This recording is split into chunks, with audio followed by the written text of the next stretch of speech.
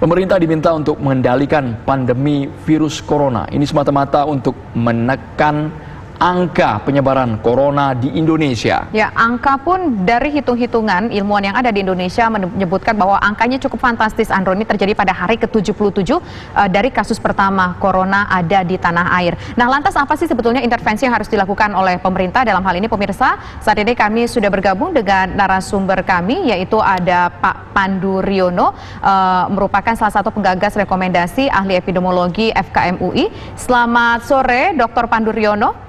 Selamat sore, Mbak. Ya, Pak, melihat angka ini begitu besar sekali, angkanya cukup mengkhawatirkan, Pak. Tanpa ada intervensi, sebanyak 2,5 juta masyarakat Indonesia akan terinfeksi corona, begitu, Pak ya. Nah, sekarang kalau kita lihat yang dilakukan oleh pemerintah, tadi kan diklasifikasikan ada beberapa kategori, tanpa intervensi, intervensi rendah, medium intervensi. Kalau Bapak lihat sekarang intervensi pemerintah, intervensi yang seperti apa, Pak? Ya, kita berusaha melakukan intervensi. Saya lihat itu sudah dilakukan, tapi tidak cukup dan sangat jauh dari cukup agar bisa berdampak. Jadi sifatnya tidak lagi sekedar hebohan, lebih dari itu. Kalau kita mengatakan pembatasan aktivitas manusia sosial harus benar-benar terimplementasi di lapangan, harus ada regulasinya, harus ada pembatasan yang memang tidak memungkinkan penduduk pindah dari satu wilayah ke wilayah lainnya. Misalnya mudik masih banyak. Misalnya juga pergerakan manusia luar biasa hebatnya di Indonesia ini yang kita tidak tahu sebagian dari mereka mungkin sudah membawa virus karena sebagian besar adalah orang yang membawa virus itu tidak bergejala. Dan ini yang menyebabkan kita ini sebenarnya perilaku kita ini yang membantu virus untuk pindah dari satu orang ke orang lainnya. Jadi kalau kita seperti itu, maka yang diramalkan dari perhitungan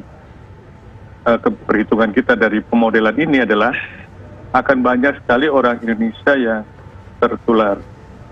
Dan yang 2,5 juta itu adalah orang yang sudah tertular dan membutuhkan pelayanan. Tapi saya kira sih tidak sampai 2,5 juta karena kita sudah melakukan sesuatu walaupun jauh dari cukup. Baik, Dokter Pandu, dari data statistik yang kami saat ini tayangkan, bagaimana tingkat akurasi data ini sesuai dengan fakta di lapangan, Dokter Pandu? Ya, di lapangan itu kan sangat tergantung dari testing. Sebenarnya kita menghadapi bahwa dilematis waktu saya membuat bersama tim Dr. Iwan Aryawan, Dr. Farid, dan Mbak Fiza, itu kita mengumpulkan data yang menjelaskan sebenarnya virus itu sudah berada di Indonesia kapan sih. Memang yang terdeteksi bulan Maret, tapi nggak mungkin hanya bulan Maret. Sebenarnya sudah terjadi peningkatan gejala COVID itu dari akhir Januari. Awal Februari sudah mulai meningkat terus. Dan kita berasumsi sebenarnya virus itu sudah beredar sejak awal Februari. Kita mundurlah, kita nggak mau sampai akhir Januari. Tetapi sistem pelayanan kita belum berhasil mendeteksi karena pada saat awal kemampuan tes kita juga masih sangat terbatas. Baik jumlah yang dites terbatas maupun akurasi alat tes kita masih dalam taraf yang masih belum andal. Kemudian kita menggunakan alat tes yang lain yang lebih bagus, baru kita bisa mendeteksi dan terus mendeteksi. Karena pemeriksaan PCR ini kan tidak mudah.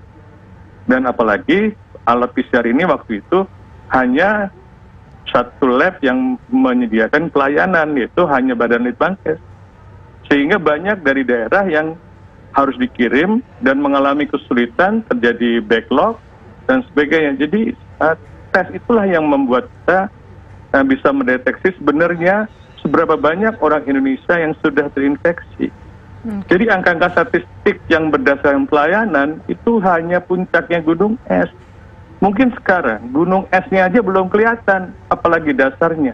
Itu yang menjadi masalah sehingga kita mendorong untuk melihat bagaimana sih sebenarnya masalah pandemi corona ini di Indonesia berdasarkan teori, berdasarkan data-data yang semua data-datanya data-data Indonesia. Kami bekerjasama dengan Bappenas dan mengakses data-data yang bisa kita akses. Dan inilah yang terjadi, yang kita harapkan. Jadi kita ingin mendorong supaya do something aggressively, massively.